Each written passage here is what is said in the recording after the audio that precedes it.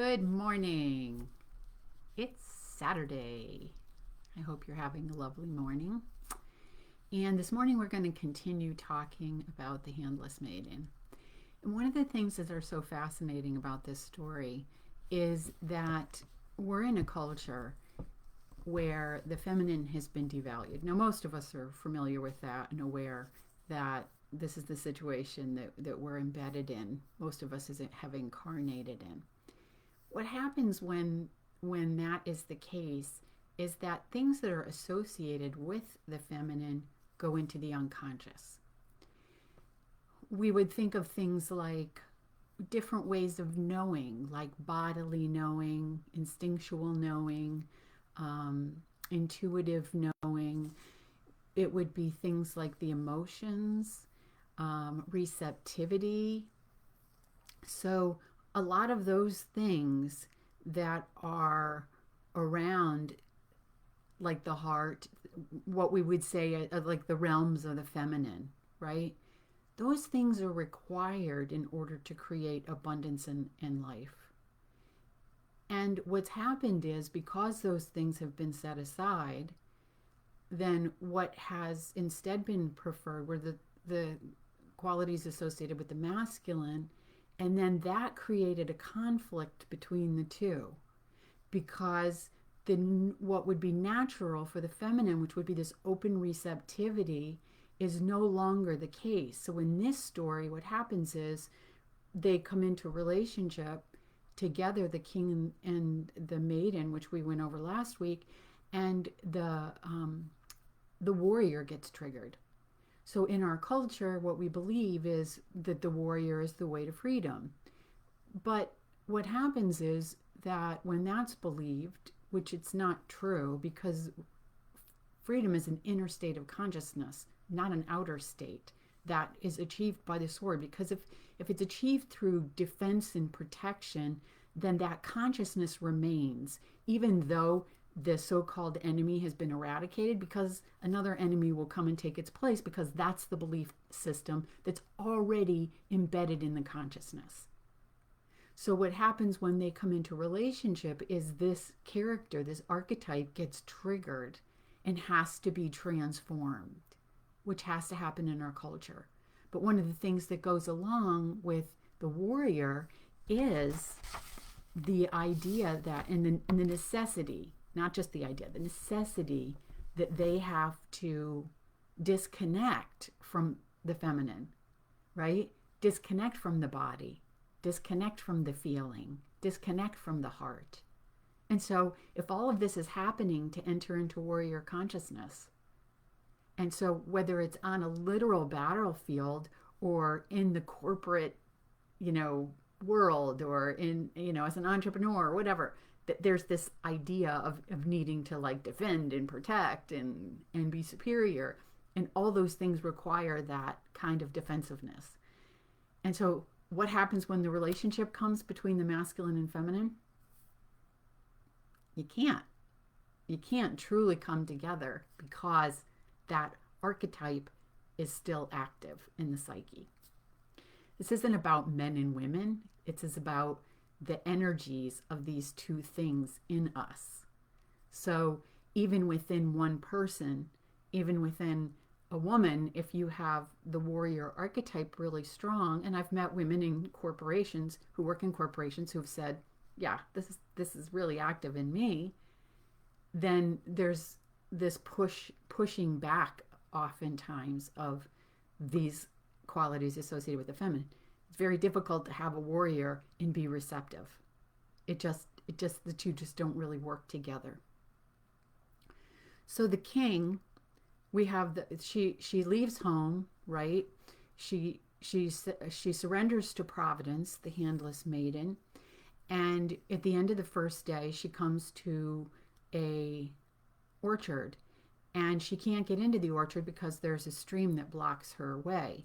So she prays for assistance, and an angel comes and blocks the stream so that she can get across. And then she eats a pear.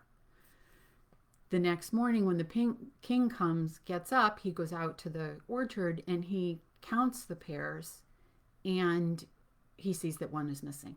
Now, this is just complete opposite of the Father. So we can see that the masculine consciousness has transformed from the devil and the Father consciousness now to the king, which is so different because he values the orchard. He values, because the orchard is surrounded by the moat or the water, the stream.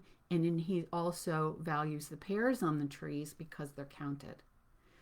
That what happens, he asks the gardener what happened. He says, I saw something. Think it was a spirit and an angel, and she ate the pear.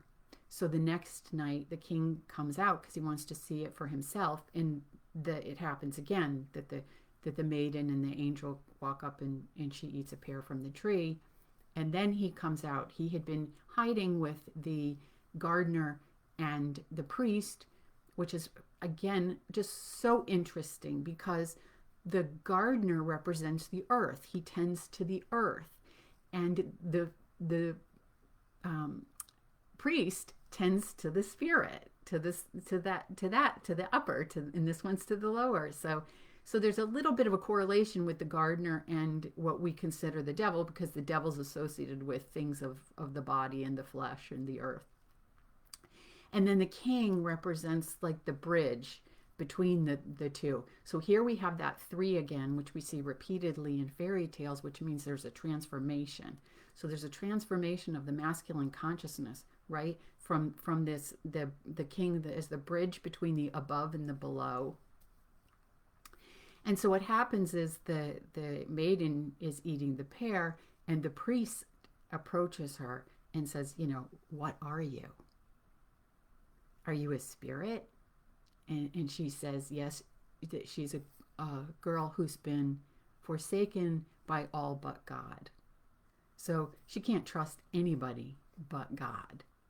And then the king steps forward and says, I will not forsake you. So you see that there's now this correlation between the king and spirit in the sense that they recognize the value of the feminine. So you could say, in our culture, we have abandoned the feminine and forsaken her. And this is saying, oh, but she wasn't completely forsaken. So that means that there's something else in operation in our own lives, in the psyche, and in the culture. What appears on the surface that we approach with judgment and from a sense of duality, which is what we're conditioned to, means we don't see the deeper essence or the deeper truth of what's happening. So here we have now a conscious correlation between these two things.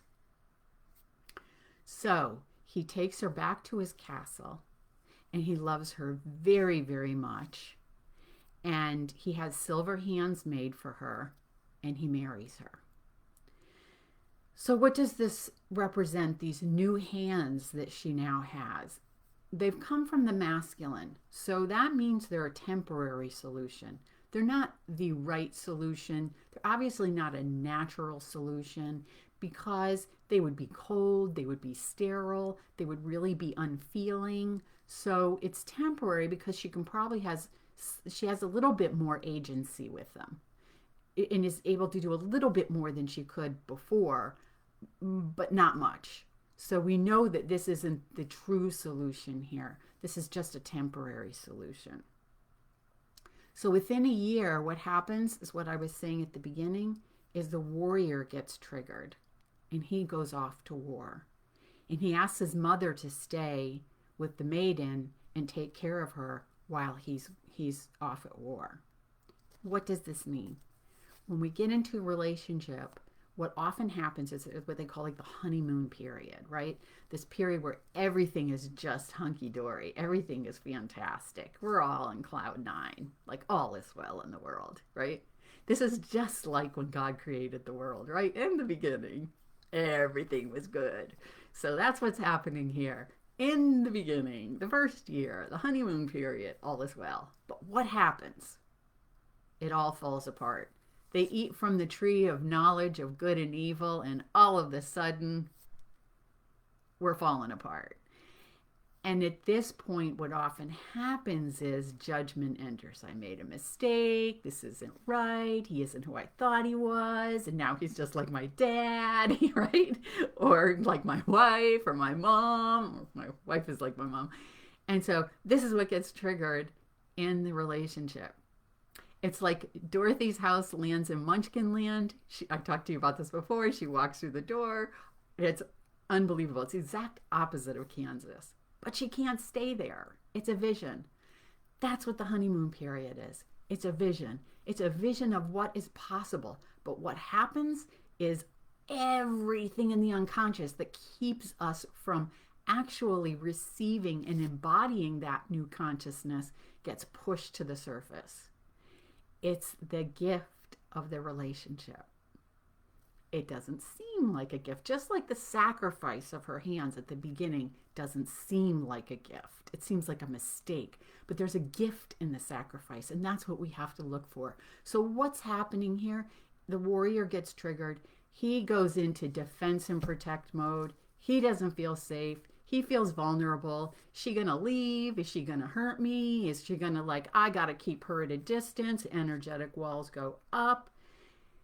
So on the one hand, she's in relationship to this, and in the other hand, this is in her own psyche.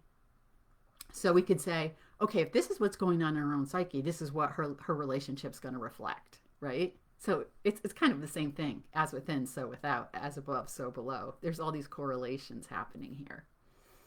So when this gets triggered, what this can look like is like fight or flight. So something happens and go into defense and protect mode, and she may go into flight mode, let's say, because he's in defense mode as the warrior, and he's in fight, she's in flight, and she's like avoiding the situation, wanting to run away. However that appears and however that unfolds, she ends up in some part of that dynamic, right? Because lots of times we have both going on. If there's fight, there's also flight in some respect. And so that type of vulnerability that the relationship has created, to be really connected, I have to trust to open my heart. I have to be vulnerable. I have to allow myself, to enter fully in order to fully engage in the relationship and understand that you could get hurt. I mean, not literally, not technically, but in some sense of understanding the relationship. If there's a projection there, then you do get hurt.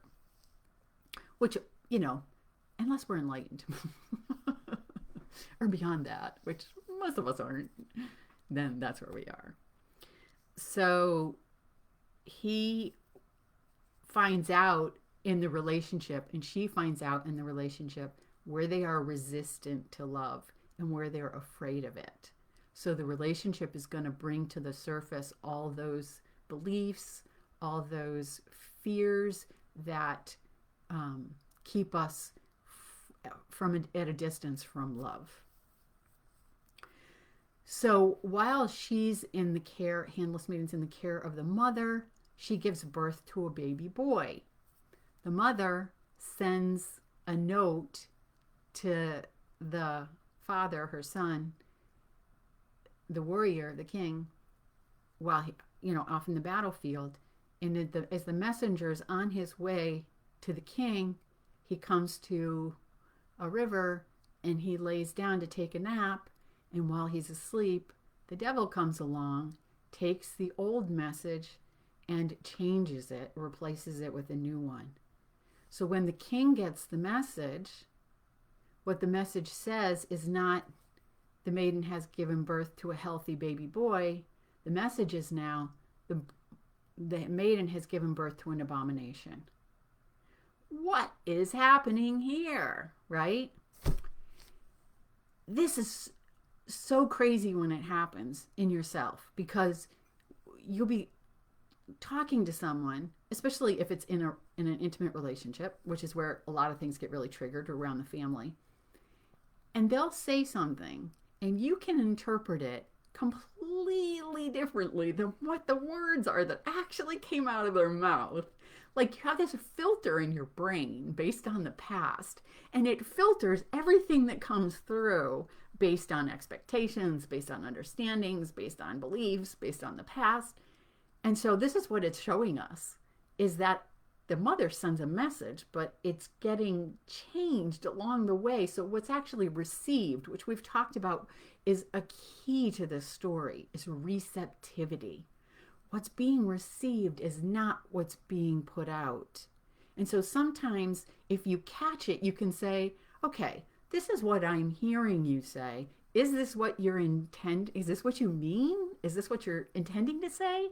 Is this, or we can be even reflecting on the conversation after the fact and say, okay, this is what I heard. This is, it was a trigger. This is what I believe. And then see, like, oh my God, this is not what the situation really was. It's not what was really said. This is my interpretation. I don't really know that was the intention behind it. So it's really catching those things, those ways that we filter and that's not actually accurate or true. We're not actually engaging with what's really happening in front of us. We're literally seeing what's happening in front of us through the lens of the past, like this filter, and we're not being clear about what we're encountering. So there's this expectation that the past repeats itself, and in order to defend and protect ourselves and keep things from happening again.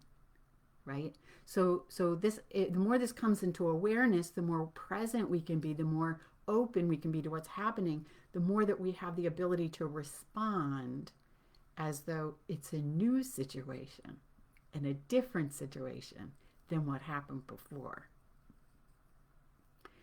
So when the king gets this message about the abomination, he writes a response and says to his mother, "Take good care of my wife and child." The messenger goes back, falls asleep at the river. The devil comes along. Out goes the old message. In comes the new message. And when the queen or the mother receives the message, what does the message say? Kill the maiden and child. So we can see what's happened here is the devil is back in the psyche. The devil has come back online that was at the beginning of the story. And this is ego, right? Filtering what's happening through the story of me, the story of what's happened to me, the story of who I am, the story of how my world works, and filtering what's happening through that. So that would mean that when he wanted to take her from the devil wanted to take the maiden from her parents, is essentially, we talked about, is that going into the unconscious? Like, we don't really know what that meant. Here it's literal, like killer. So it's with the warrior active, there's so much fear that the feminine is in danger of going back into the unconscious, right? So when you're in a culture which the feminine is not valued, it goes into the unconscious, a lot of the qualities associated with the feminine. And if it happens for a really long time, it's like, say, I don't know, maybe like 2,000 plus years. If it happens for a really long time, that I think it was Robert Johnson said, the biggest problem with a wound in a culture is when it's been so long you don't even recognize it anymore. You don't even realize it's gone anymore. It's been so long. So like that's kind of what we can say is happening here, is that it's been so long that there's this no recognition, and so that would mean she would slide back into the unconscious. So this is where we are. We're in this place right now where we can discern and become more aware of this critical point where she could go back into the unconscious and make a choice. So what does the mother do when she gets this message from the king?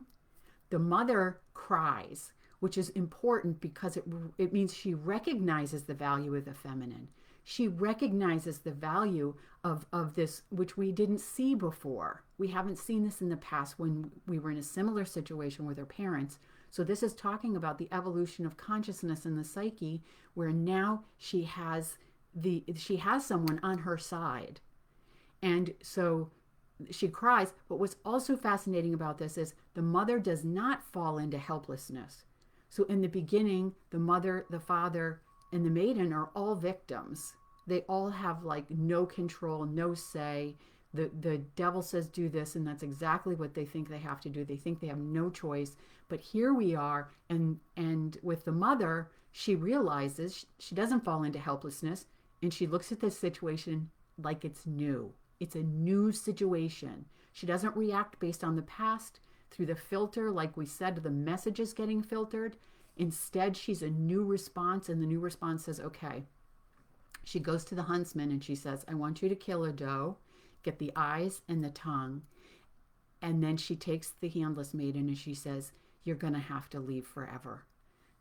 She ties her baby to her back and she sends her off in the world.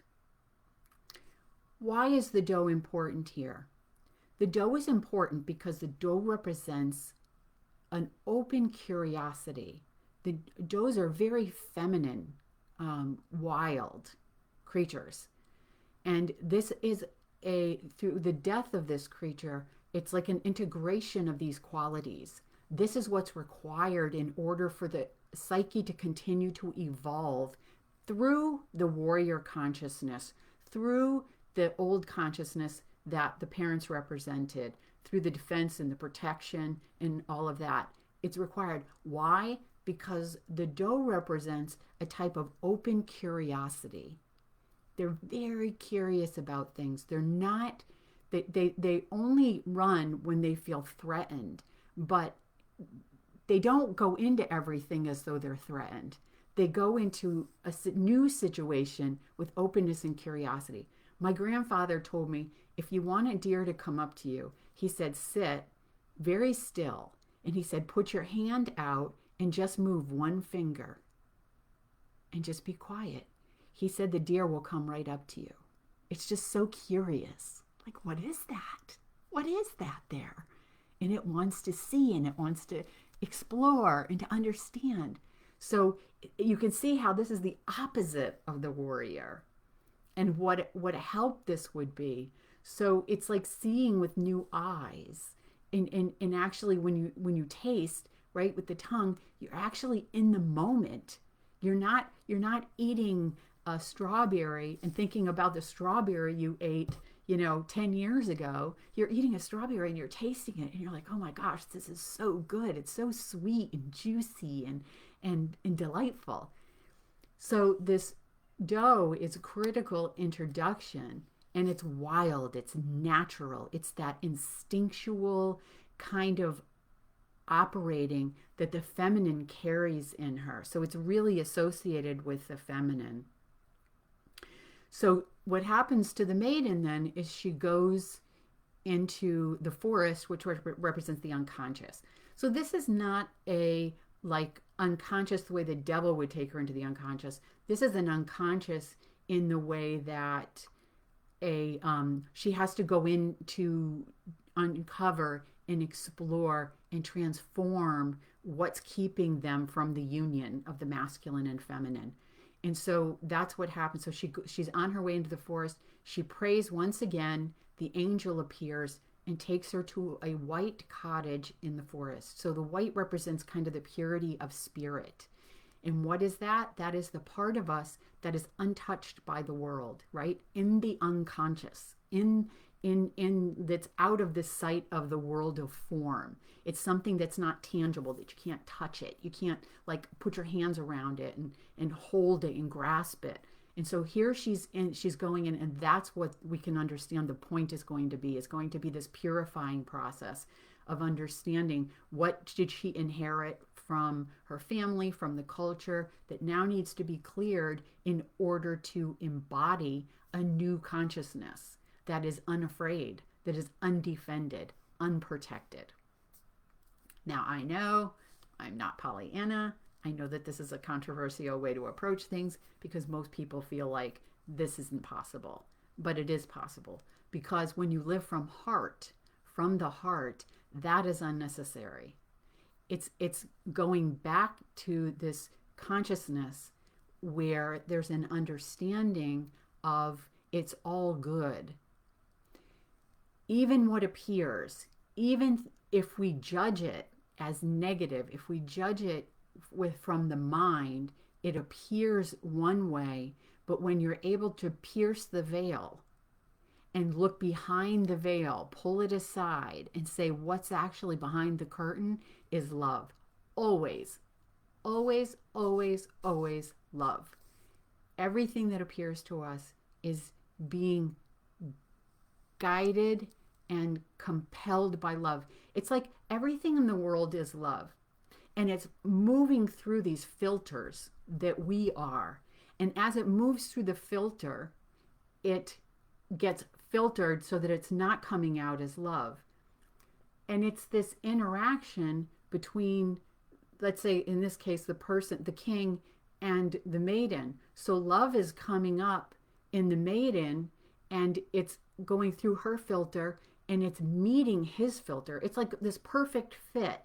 And his filter is exactly what, and she expresses exactly what he needs to receive and see and hear and experience in order to transform his consciousness.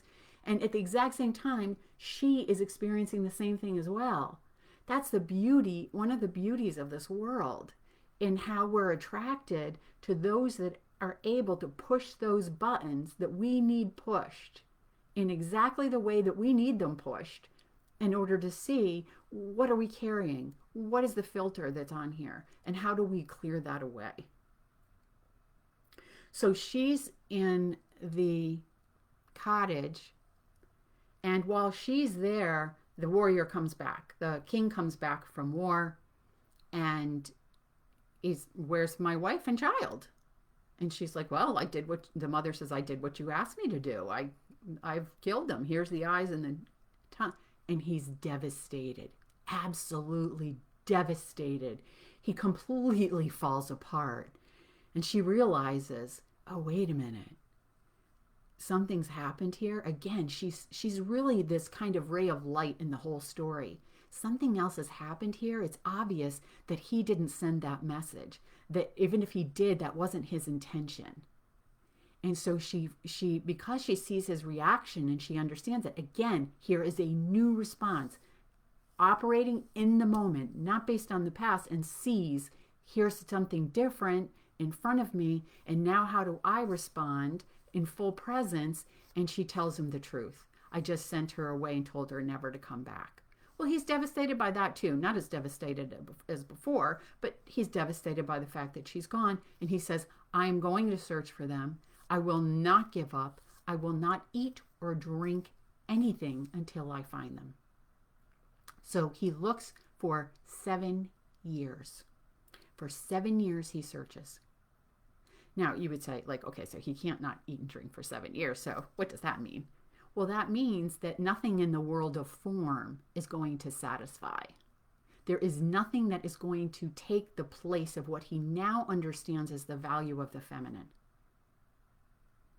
And so he won't take anything in. What is the significance of 7 years? It takes 7 days for God to create. And so that's the phase, we're going to say that's the cycle of creation happens in here, it's 7 years. So if you look in your own life, you can see, are there patterns that are 7 years in my life? And what is the cycle that's happening every 7 years? And so instead of seeing it as just a perfect circle, what we see it as a spiral. So there's this spiraling through these cycles up into higher consciousness. So if you're unconscious, and if like the message is going back and forth between the mother and the king, if there's like that kind of disconnection, that the consciousness doesn't really transform, then there's a very little change from year to year to year. And there is almost this spiraling that's not going anywhere. But the more consciousness comes in with each revolution of the cycle, then there's more and more consciousness created in the psyche. So he wanders for 7 years. So that means she's in the unconscious for 7 years. And what's happening to her for 7 years is that she's deepening into stillness and silence, which is the truth of who she is, and she's clearing away the ego. Now, I know also that is not a very popular perspective to say that the ego is getting cleared, but what's happening is it's not a killing of the ego, it's not a destruction of the ego, it's a disidentification with the ego. Ego is just the story. When we die and leave this planet, the ego story, that stays here. And so there's this movement from understanding I'm not the ego, I'm not my past, I'm not the story that I've been conditioned to believe is me. There's actually something else happening here, and that is the deeper essence of who we are that is untouched by the world of form.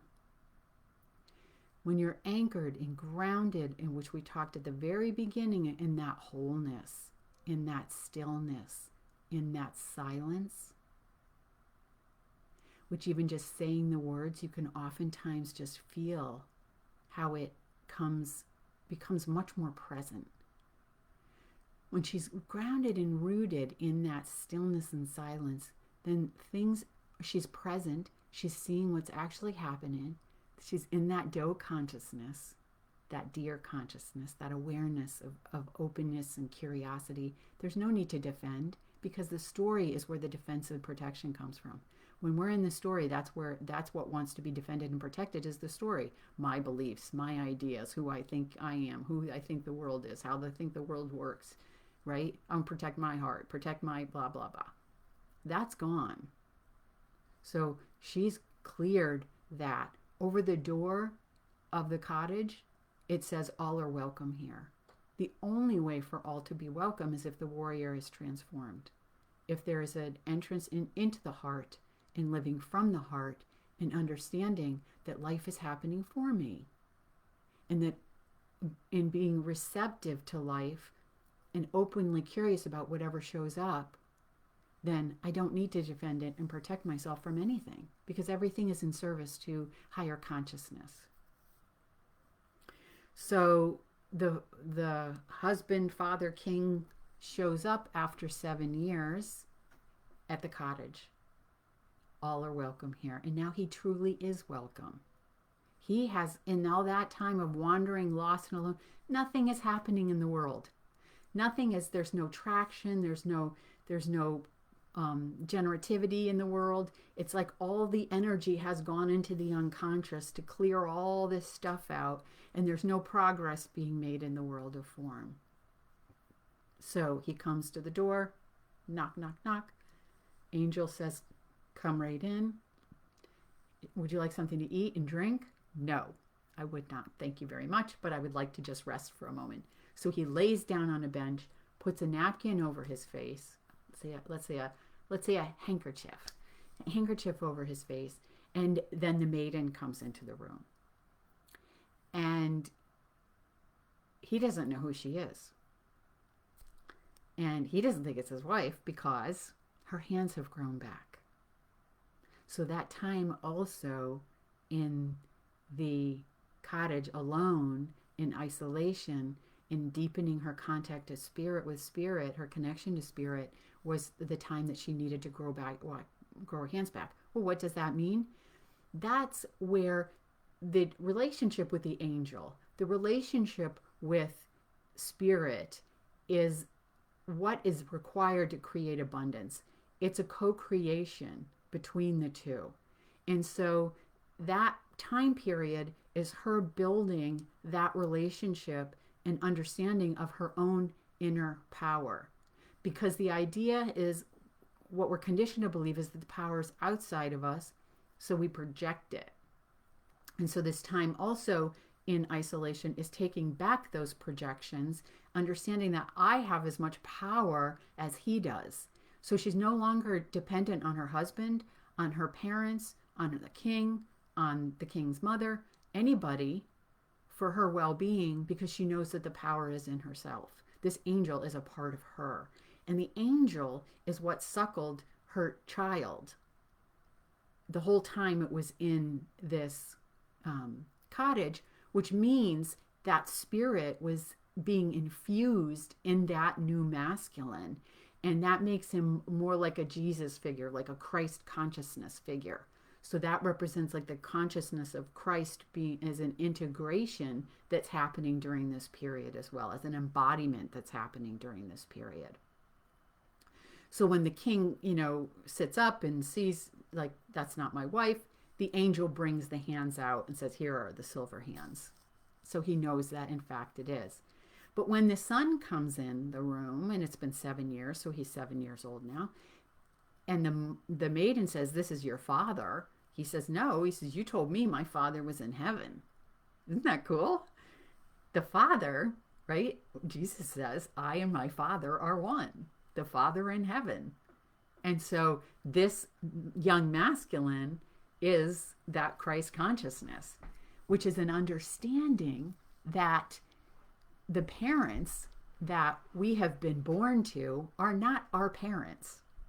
They're not the true parents, because, and I've had dreams about this, explaining this more clearly, because the parents are the vehicles, the conduits, let's say, for the physical body to come into form. But what comes into the physical body is the soul. So the soul comes in, and the soul, we were the soul before we came into form, physical form. So the parents are connected to the physical form. They're connected to the physicality. They're not connected to the soul. Now, we have soul groups and stuff like that, so there's the possibility. But they didn't create the soul. They're just another soul. And so what created the soul is not the parents. And so when the son says that my father is in heaven, that's what he means, is that this is Christ consciousness. You're not of the world, you're in the world. And that's what that means.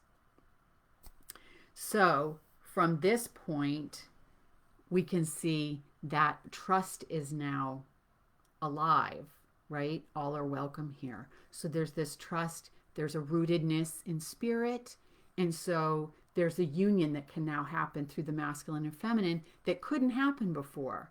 It was required that they go through this phase of the warrior. You can see that now, how it was necessary for the warrior. It was necessary for the messages to get mixed up in order to see, what do I believe? What do I understand? How do I see the world? How am I not connected to love here? What is the way that I'm operating in fear? And all of that gets shifted as this emergence into consciousness.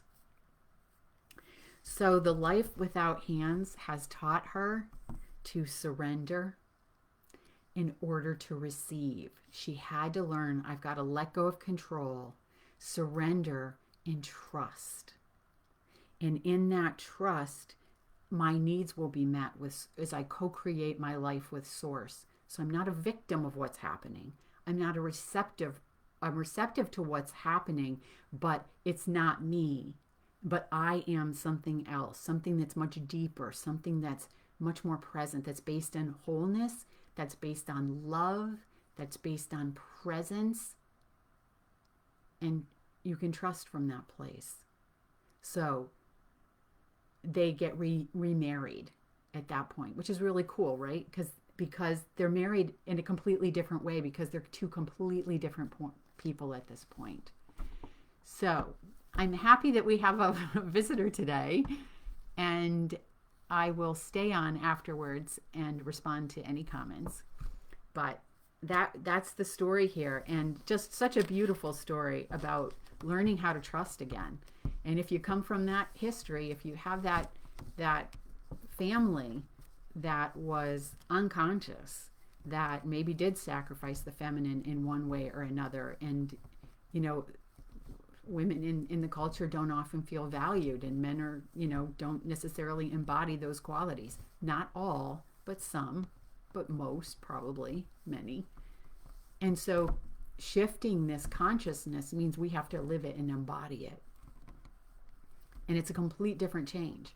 So changing and trusting after coming from her family of origin is a challenge.